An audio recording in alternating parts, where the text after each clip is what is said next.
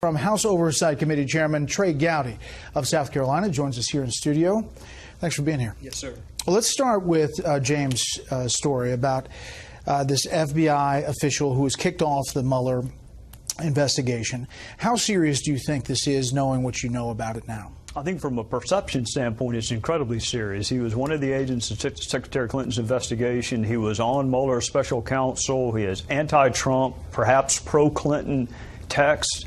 People have the right to assume the people that are investigating them are objective and have not already made up their minds.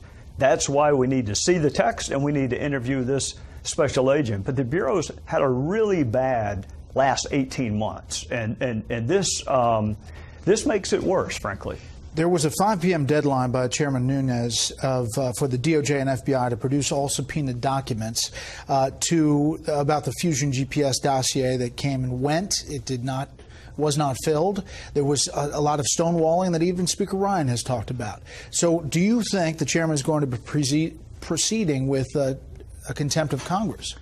I think what we want are the documents and not the drama. When you go to a floor fight on contempt of Congress, it's inherently political. And what we really want is just the information and access to the witnesses. We have an investigation that we want to conclude quickly, but you're right. The Speaker has weighed in, which is pretty unprecedented. If the Department of Justice or the Bureau has a legitimate reason for withholding that information, and the only legitimate reason I can think of is it's part of an ongoing probe. If that's what it is, they need to make that very clear. Otherwise, they need to produce the information. And if they don't, I don't want to go contempt. I want the information. I don't want the drama of a floor fight. But if we have a floor fight, it'll be because the department picked one, not us. Well, we know there's an Office of Inspector General investigation into this, right? Yeah, Michael Horowitz is the Inspector General. I talked to him over the weekend. He is exactly what we want to think the FBI is. He's a referee. He's a straight shooter. I've known him for 4 years. I think he's the one who uncovered these texts, and I actually have full confidence that he's going to get to the bottom of it. So if Strzok changed the language, as is being reported in the Clinton situation for Director Comey, from grossly negligent to extremely careless, is that perhaps alone grounds to reopen that case? Well, I don't think they need any grounds to reopen it. I mean, the FBI head was picked by Trump. The DOJ head was picked by Trump. Rod Rosenstein was picked by Trump. So all of the old actors are gone now. They don't need a reason. There's no statute of limitations. They don't need permission to reopen something. I do find it interesting the FBI changed the words grossly negligent, which is exactly what's in the statute, to extremely careless, which is a synonym. It's just not what's in the statute. Another reason we got to get this agent in and then Comey in to understand the decision-making back in 2016. All right, take a listen, Senator Mark Warner and Senator Dianne Feinstein over the weekend.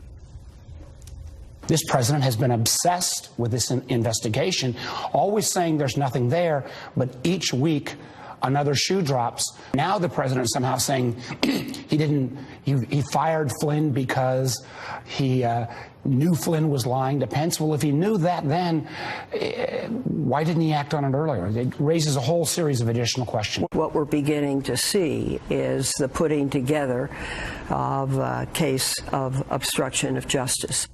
Obstruction of justice. That is the going case up on Capitol Hill being talked about. Only because the collusion case hasn't been made. I mean, keep in mind, so two of these folks that you just showed, they were talking about collusion this time 6 months ago, but there's no evidence of that, so now they pivoted to obstruction of justice. It's an interesting legal argument. What about the legal argument? Alan Dershowitz says you can't make it against the president. Other people say they point to Nixon and Clinton and the political case that's made in impeachment. Where are you on the obstruction of justice? I would say two things. I think the chief executive can obstruct justice. I would disagree with Professor Dershowitz. I just think it's really, really hard when you have full pardon power, plenary pardon power, and you are the chief executive and can direct what is and is not investigated. Also, Brett, keep in mind, this is the same president who said he liked Bill and Hillary Clinton and didn't want to see anything bad happen to them. Is that obstruction of justice? Well, are the Democrats complaining that he weighed in and tried to influence a decision with respect to them? I wish he'd stay off Twitter. I really do. I wish he'd quit commenting on ongoing probes. But the obstruction of justice, remember, that started being discussed when Comey had these memos that he said he made. I've read the memos. I've read every one of Comey's memos. They would be defense exhibit A in an obstruction of justice case, not prosecution exhibit, defense exhibit A. If Comey felt obstructed, he did a masterful job of keeping it out of any of his memos. Last thing, how does the FBI go from assessing that Flynn made a mistake to deliberately lying to the FBI in a plea agreement, something that Michael Flynn agrees to? One of two things. Either they were wrong when they thought that he just simply made a mistake. Keep in mind, he knows whether or not he was lying, and it may be that they thought he wasn't, but he raised his hand and said, yes, I was. Or it may have been they said, look, we're going to not investigate this other stuff, but we need you to make a 1001 plea, and you need to plead to making a false statement. I can tell you, Brett, when all you got's a false statement to a federal law enforcement officer, you ain't got much. That's usually the very bottom of the barrel of what you make people plead to. It's no prison time associated, and you have made that witness, frankly, incredible in front of a jury because they've already admitted to lying. So it's either he knew he was lying and the Bureau didn't, or they have worked something out in lieu of other charges. Is this going to last a long time, do you think, in your assessment, looking where we are right now? I think the Democrats want it to last until the next election cycle, and it's our job to do a thorough job, but also not let it unnecessarily be prolonged. I continue to think Robert Mueller is our fellow citizens' best hope for finding out what really happened. Congressional investigations don't have a reputation of being very good. Do you think that there's a possibility that another special counsel is somehow going to be requested?